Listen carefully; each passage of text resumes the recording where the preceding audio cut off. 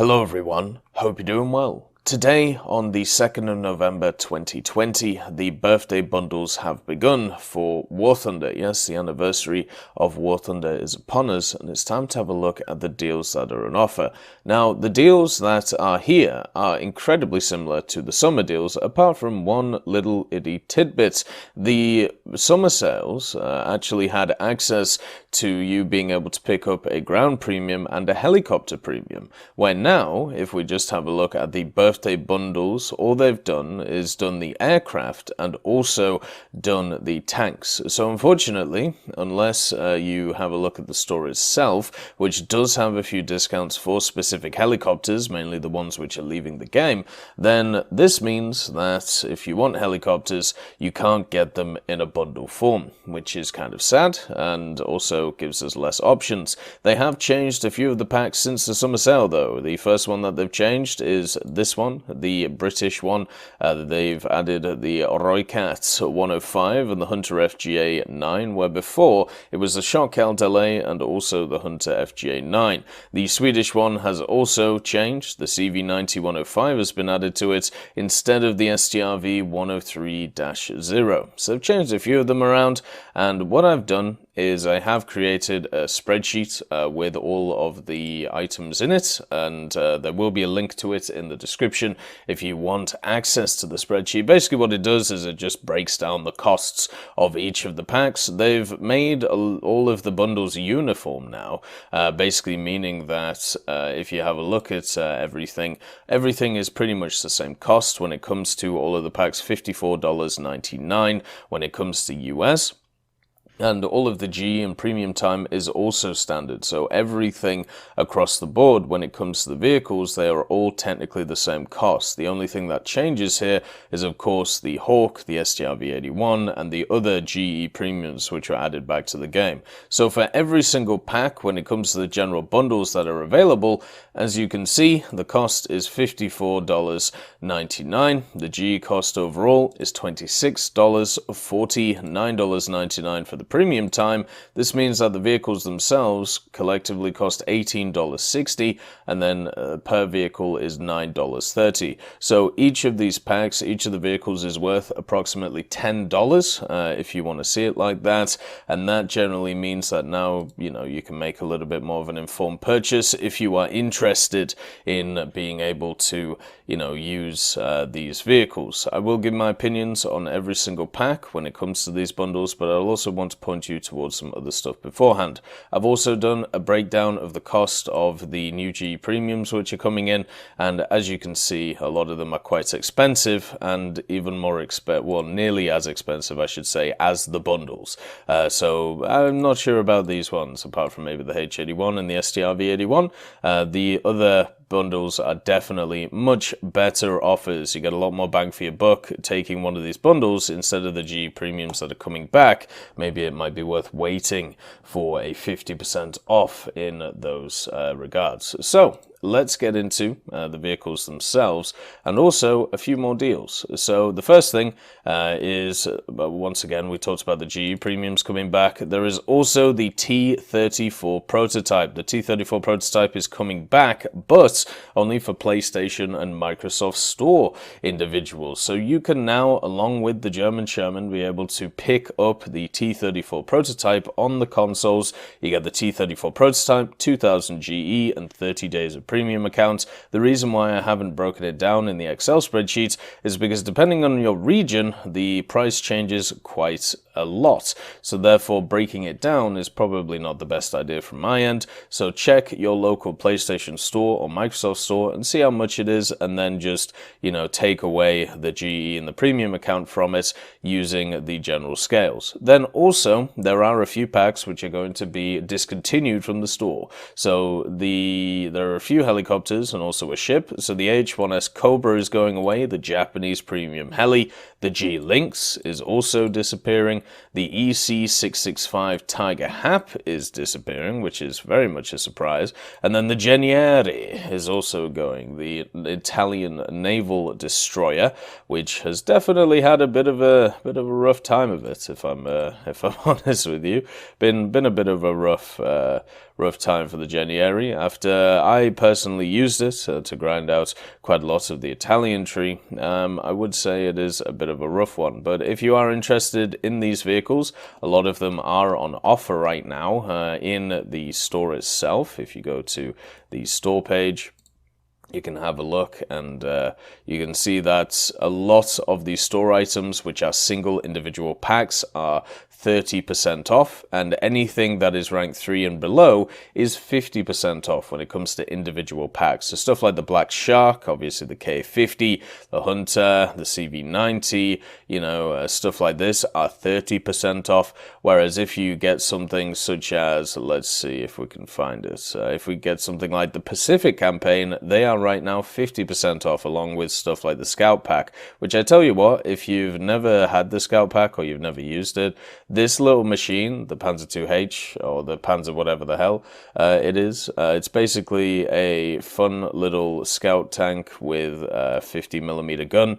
Very fun little pack. I would highly recommend it if you haven't picked it up yet. The other thing as well, when it comes to this store, is there is a bunch of other offers, such as the starter packs are on offer for 50% as well. So stuff like the EC Tiger, and the G-Links, they're going to be 30% off for the period of just less than 7 days, and after that 7 days are up, they're disappearing. So if you want to pick it up, it might be worth picking them up now, especially something like the EC665 Tiger Hap, because of how amazing that this vehicle is grinding through the French tech tree. We'll have to see if these get replaced by other premiums in the future.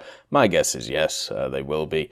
But if you want those vehicles which are going to become exclusives very soon, make sure to have a look at them.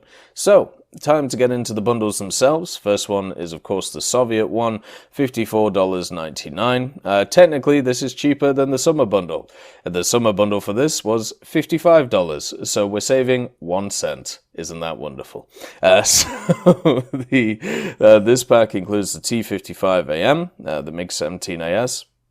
And as I said, as we go through these bundles, understand that each of these vehicles is worth $10 respectively if you take away all of the extra stuff that you get with them. So keep that in mind. So the T55AM and the MiG-17AS. The T55AM was recently lowered in BR to 8.3. This means that you can run it with a wonderful lineup of the T55A. You can also run it with the Shilka. You can run it with, of course, the T62. And it makes an absolute monster of a lineup when it comes to the Soviets. It's also still a rank 6 vehicle, even though it sits itself at 8.3, and this means that you can research everything effectively in the tree for the Soviet ground forces. There's a lot of really fun lineups with the Soviet ground forces, and if you want to get to them quickly, I suppose the T55AM is the way to go. It doesn't really have too many downsides, does have quite weak gun depression, doesn't have exactly the best reload at its BR,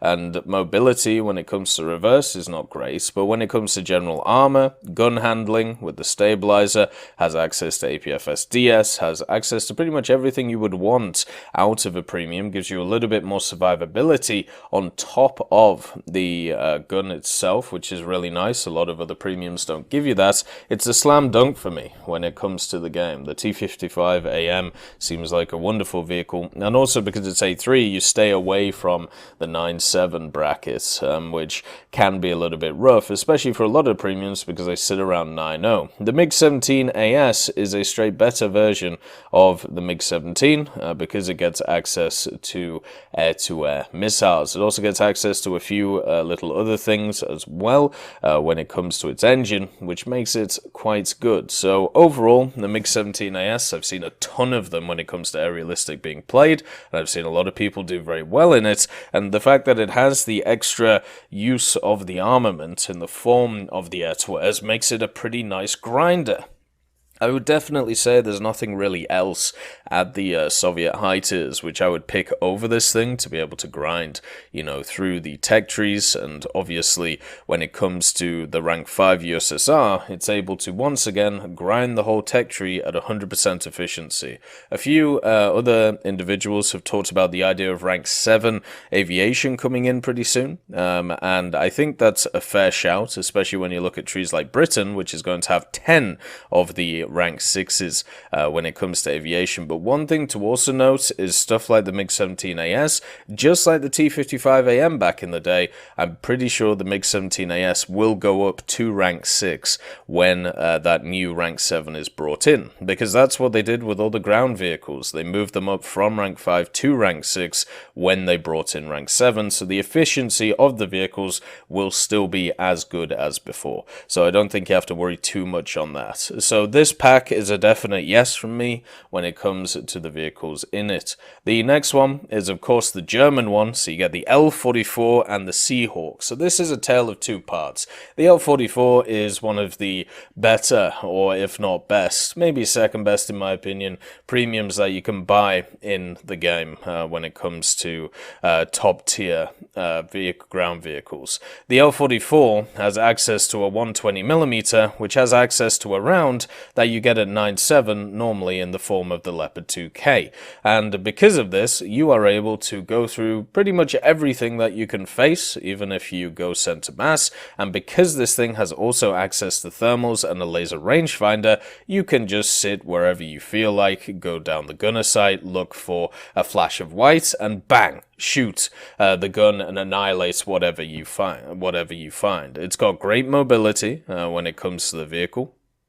The armor itself is not the best, but the turret can randomly bounce shells, which is very interesting, but the whole, you'll just go straight through. It is a really, really powerful vehicle and fits into an ever-growing 9.0 lineup. You've got the Radkampfwagen there, the C2A1, if you were able to pick that up. There's also the A1A1 and 8.7, the Raketen Jagdpanzer II Hot. You can run the Gepard with it. You have the G91R3 that goes into this lineup, and then on top of that as well, it looks like they're going to be adding the Leopard 1A5 as well for the Germans, which will probably come in at 9.0 because it's basically a thermal A1A1, at least in terms of the game, with maybe slightly better APF SDS. So now you can run all of that along with your L44. Doesn't that sound absolutely wonderful? The German 9.0 lineup, or the German 8.7 lineup, is absolutely stacked in this game, and the L44 is the crowning jewel of that lineup. It's an incredibly good machine, and it will just grind you straight through the tech tree if you want to. You know, it's a very self-serving tank. It works very well on its own. The next one is the Seahawk. Now, the Seahawk is a slightly different story, in my opinion. The German Seahawk does get access to air-to-airs, which is very nice, but it also has a few issues when it comes to its BR.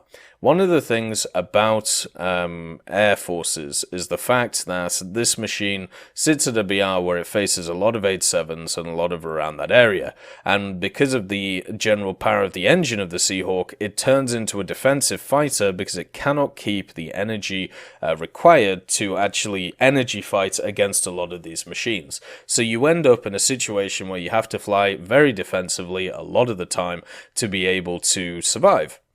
The problem with this, in general, is it's not easy to do in jets, because once you lose your energy, which is what you're going to be forced to do in the Seahawk, because you're already at a disadvantage when it comes to the energy, you're going to be low and slow, and somebody's just going to clap you with either an air-to-air, or just gun you down and move on to the next person. I've never really seen a Seahawk in air realistic over the past few months when I've been playing that BR range. I've never seen a Seahawk be able to carry a game in air realistic. Instead, I normally see them get maybe one, maybe two kills and then die. I don't think it's very good in air realistic. In ground realistic, it's a very good ground pounder slash air superiority fighter. Some of the best things that work at the majority of BRs in ground forces is a plane which can drop ordnance and then be able to control the air. Those are the planes which for me are the funnest to play, and also ones which have the biggest impact in the battle. The Seahawk can do that. You know, it does have good ordnance that it can drop on top of this as well. It can play the air superiority role after it runs into that idea. But as I said before, it still has that problem where it can get out energy fork quite easily. So it's not the best in class at it, but it still can do it. And if you're running these two together, the Seahawk will be outclassed by a lot of machines at the BR of 9.0 and above. So that is something to think about when it comes to the aircraft. The next pack is the XM1 and the Sabre Sky Blazer.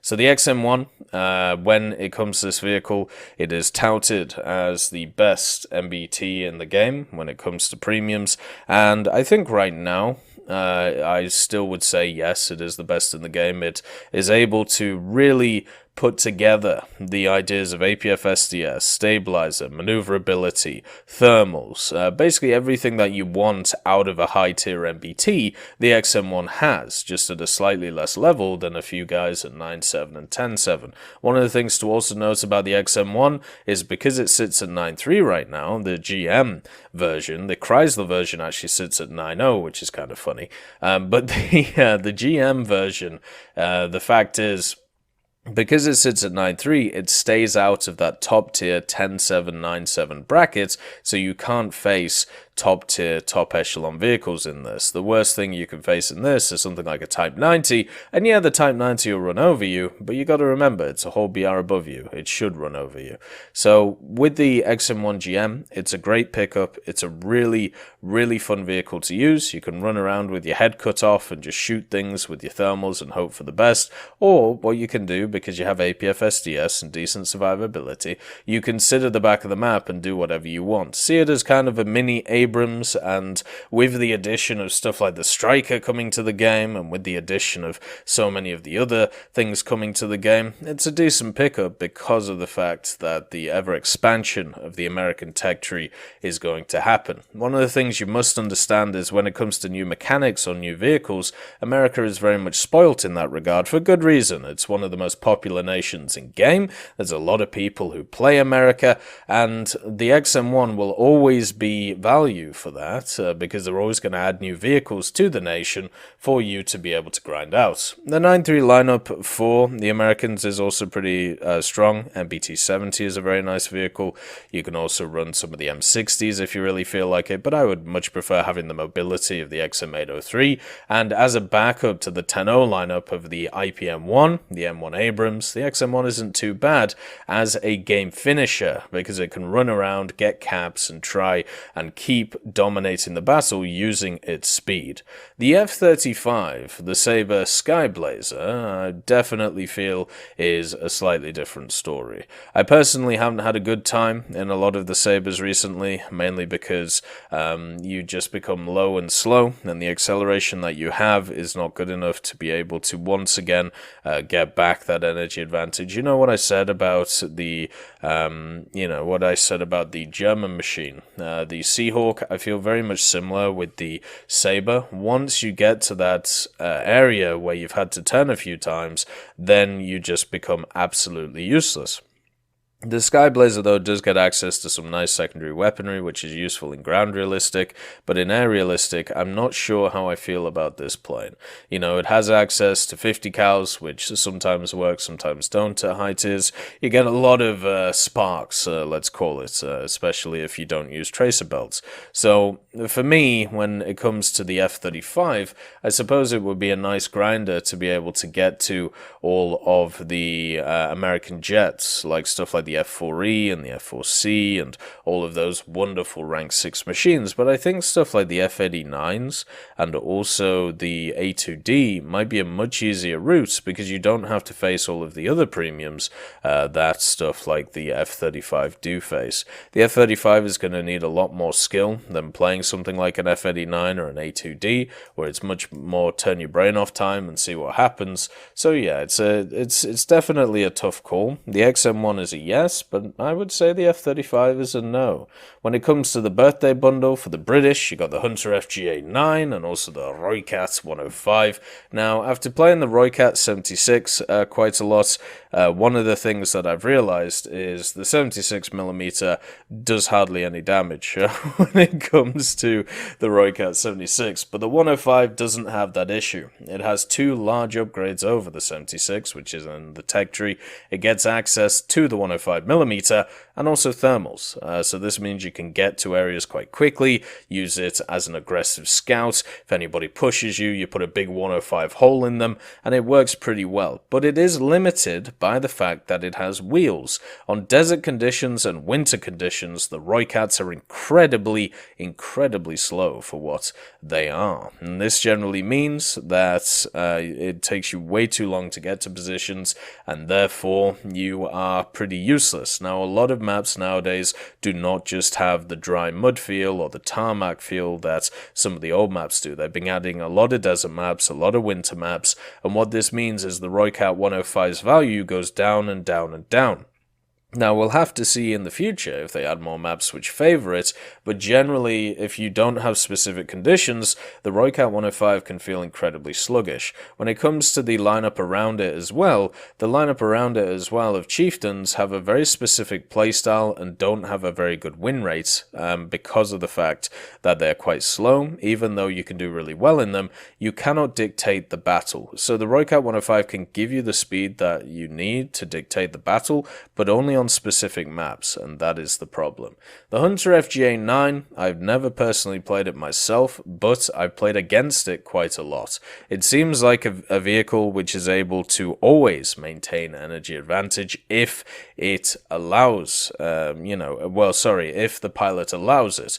Now, at the BR that it's at, now that there's quite a lot of supersonics around a similar BRs to it, that's probably not the case anymore, but it still has good acceleration, it still has the massive engine in it, still has access to really nice guns, and also has access to air-to-airs. It has access to pretty much everything that you would want in the book, and also with the fact that there's going to be 10 rank 6 380 to 400,000 RP aircraft in the British tree, it might be worth a pickup just because of that reason alone. It is ridiculous, the amount of really high research costing British vehicles that there are in the aviation tree, and I'm hoping at some point that gets reduced. I'm sure it will, because they're in a similar position to what the tanks were last year when they got their big research decrease when rank 7 was introduced, but it's just kind of crazy when it comes to the British. So the FJ9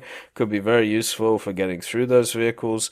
I would say there's enough variation in the British tech tree to be able to play a bunch of different vehicles and to enjoy the different vehicles, to spade them and then research them and then move on to the next one, that an FGA-9 might not be required because of that fact. So yeah, I mean, this pack is probably the weakest we've seen so far, but it does have some quite unique playstyles. The next one is Japan, and the Japan has the F40 Sabre. It's a 9.3, mainly because it has air-to-airs and slightly better at rolling and maneuvering, and the Type 74 Mod G. So everything that I said about the F35 American Sabre applies to the F40 as well. Apart from the F40 gets access to air-to-airs, so it has a slightly better advantage at once defensively flying, once somebody overshoots, being able to capitalize. So overall, it is a better aircraft, but you pay for it because it's also a higher BR. So that is something to take into account. It's also a 9.3, so you can't run it with the Type 74 Mod G without up-tiering the Mod G, and you don't want to up-tier the Mod G. It's a really good vehicle, the Mod G, because it has access to one of the best APF SDSs at its BR. It also has access to thermals, and once you get the Type 74 actually modded up, you get those engine upgrades, which you obviously get for free when it's because it's a premium. The fact is, you can move around, just not as good as other machines. Also has access to hydropneumatic suspension, meaning that you can tailor yourself to specific situations. But if you're not used to tailoring yourself to specific situations, it can be a bit of a pain, because if you don't use the hydropneumatic, this thing has a lower gun depression than the majority of vehicles, and it also has a terrible gun elevation. And you know what happens when you have those things? Guess what? Helicopters eat you alive, because you cannot get any of your guns up at a high enough elevation to be able to defend yourself. So yeah, when I was playing the standard Type 74, which is basically the same as this vehicle apart from the lack of thermals, it was a torrid experience at the start of battles, because every so often a helicopter would just turn up and bean me. So it wasn't exactly what I'd class as fun. But the Type 74 Mod G is definitely in a better place than it was before. It has the Type 16 to be able to run alongside it. The Type 74 in the tech tree can definitely be run alongside it as well. You also have access to the 89 and the 87, one of the best IFVs in the game, and also a decent AA. One of the things to mention is they seem to also be maybe bringing in, now remember, take this with a pinch of salt, they seem to be bringing in a Type 74F, which would be something to run alongside this as well. It would be very similar to the standard Type 74, no access to thermals, just access to a little bit of slightly extra armor on the front, but nothing crazy when it comes to War Thunder. So when it comes to these two, I would say yes to the Type 74 Mod G, but the F40 is a rough one because of the defensive flying angle. The next one is Italy. Now, Italy, the OF40 Mark II MTCA. This vehicle I have a lot of time for, but I think it is one of those vehicles that doesn't have access to a few mechanics that people would like. The OF40 Mark II MTCA is very similar to the Leopard, the L44, apart from a few things. So it doesn't get access to thermals, and also it's a slightly chunkier boy. Now, the spaced armor that this thing has can save you against stuff which isn't APF SDS, but everybody's slinging APF SDS, so it doesn't matter. The main upgrade of the OF40 MTCA over the one in the tech tree is the superior engine, and this means that you can accelerate and get to areas quicker to be able to run around and have a good time with it. The APF SDS is easily sufficient to be able to bop people all over the place if you wanted to, and alongside the G91R4, which has capabilities of taking air-to-air missiles, also Nords as well, in a reduced capacity compared to some of the German machines and also other nations' machines when it comes to stuff such as the bullpups. The G91R4 is a really nice vehicle to use in air realistic, in ground realistic, because it has pretty good acceleration and also has nice mobility. For me, I see the G91s as slightly better sabers, just because of their acceleration and also their size. It's a lot harder to hit them because of their general shape. That might just be a personal problem, but you know how it is. But it does have access to 50 cals. It does have access to some nice secondary ordnance, so it's useful in air realistic and ground realistic. And the MTCA overall is a great vehicle, but the fact is night battles exist, and without thermals you'll get absolutely eaten alive. Has a little bit of a problem with not having a lineup around it as well, but you could easily run the 8-7 lineup with it and it's not too bad. But because of the fact that there's night battles, because of the fact that it doesn't have thermals, even though it has good acceleration and good speed, and also pretty much good everything else, it's hard to recommend this to, you know, a player who is, you know, new to the game. But if you're a seasoned player, the OF40 is a monster. The next one, the Votor 2A. This is, of course, the Israeli Votor, and then you have the Super AMX-30. So the Votor 2A is a very good vehicle, has access to pretty much anything you'd want, has access to bombs, has access to missiles, has access to all of the wonderful goodies that anybody would feel like. If you want to passively research, and what I mean by this is if you want to turn your brain off, research the French tech tree with the plane, it's not a bad idea. You can basically bomb a few bases and are realistic, go and land, do it again, go and land, do it again, and just keep doing it over and over and over again, and you'll get yourself a decent amount of RP from doing it. You'll probably die a lot, and a lot of people will hunt you down, but at the same time, one of the problems with the French tech tree is if you have a look at a lot of the 7.7s that they have, the Aragon, the Barajon, the is it the F-84? All of them are not in a great place right now. They don't feel nice to play. They don't feel nice to go. But the fact is, when we look at the French tech tree, the Mirage is pretty cool. The Super Mystère also is a pretty nice plane. So the Vautour 2A can be used to get past all of those terrible vehicles to be able to actually get to the icing on the top. It also can effectively research the whole of the tech tree once again, which is really nice, obviously, for it. And generally, the Vautour 2A, I would say, is one of the better grinders just because you can turn off your brain while you play it, because all you do is bomb bases. The Super AMX-30 is my favorite high-tier premium vehicle. The reason for this is because it's a souped up AMX-30. It just has an upgraded engine in it and also has access to the wonderful APF SDS, which this round fires or this gun fires, and a stabilizer. So you take the best parts of the AMX-30 series, apart from the 20mm, and you put it into a tank with some even better stuff on top of it. I really enjoy the French tech tree. It's been a wonder to go through. I enjoyed it quite a lot. Enjoyed the AMX-30B2, the Brennus, and also the AMX-30s, and now the Super AMX-30 for me is definitely the pick of the bunch. It just has everything you would want out of a premium vehicle. You know, it has access to all of the nice little gibbons, just like the L44 does, which is why both of those vehicles are kind of on the same pedestal to me. One of the good things about the MX-30 over the L44 is the MX-30 is slightly more survivable because it's a little bit harder to kill because of where the ammunition is stored, and also it has a massive fuel tank in the hull of it, which for some reason eats rounds like candy. So that means that you can get set on fire but do no damage, so you move back, FPE, you survive, and then you fight another day, which is really nice. So overall, I think this is a really good pack, mainly because you can get past some useless vehicles using the Vautour. The Super AMX is just a very good MBT. The next one is China, and China with the Shenyang F5 and the Type 69-2G. The Shenyang F5 is an afterburning MiG-19 with MiG-17 with access to air-to-air missiles. The PL2s, which are slightly worse than the M9Bs, but they're very, very comparable. Overall, the Shenyang F5 is a really good machine, just like the MiG-17AS, like we talked about before.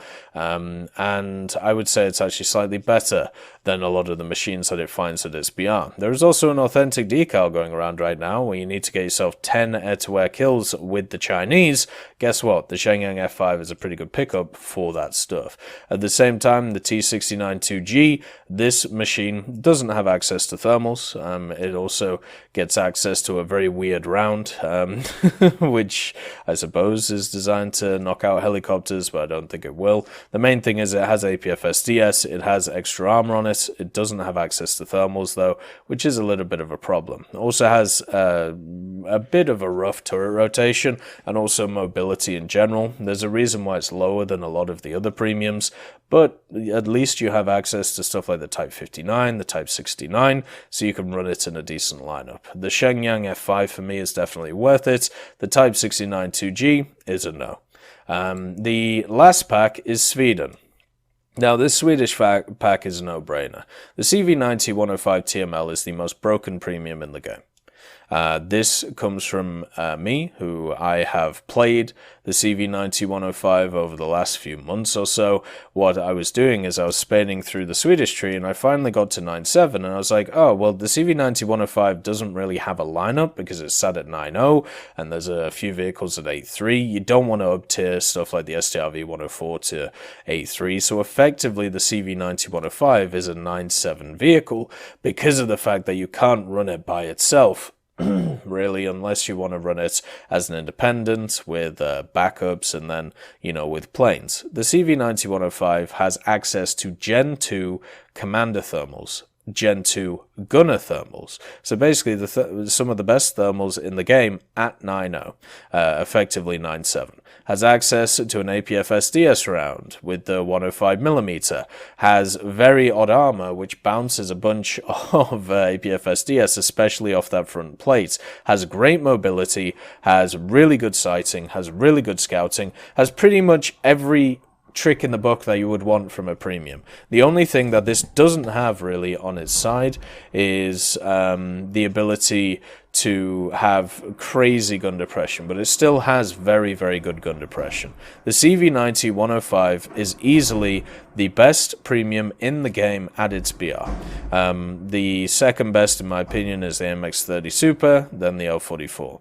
Now, the Saab J29D. So the J29D I've also been using. It has an afterburning engine, which is pretty cool, and also has access to some pretty nice rockets and 30mm. The 30mm can penetrate the majority of vehicles when it comes to ground forces through the top. You can just set them on fire over and over again and take them on. The rockets can kill tanks, but I will say these rockets are quite inaccurate when it comes to the Swedish stuff. Overall, they just go wherever they feel like, and I don't blame them, you know. It's nice to have a bit of freedom, but sometimes you just have a rocket which will fire off at like a 45-degree angle and wonder why it's gone over there, but it is, you know, how it is when it comes to the vehicle. The afterburning engine is great. After using the rockets, you can use this thing as an air superiority fighter. The 30mm make it so it's very easy to take down helicopters and also be able to dodge missiles from the ground because of the fact that it has that afterburning engine. Just because this thing is a fat saber doesn't mean it doesn't have maneuverability. Its maneuverability is pretty good just with that afterburning engine.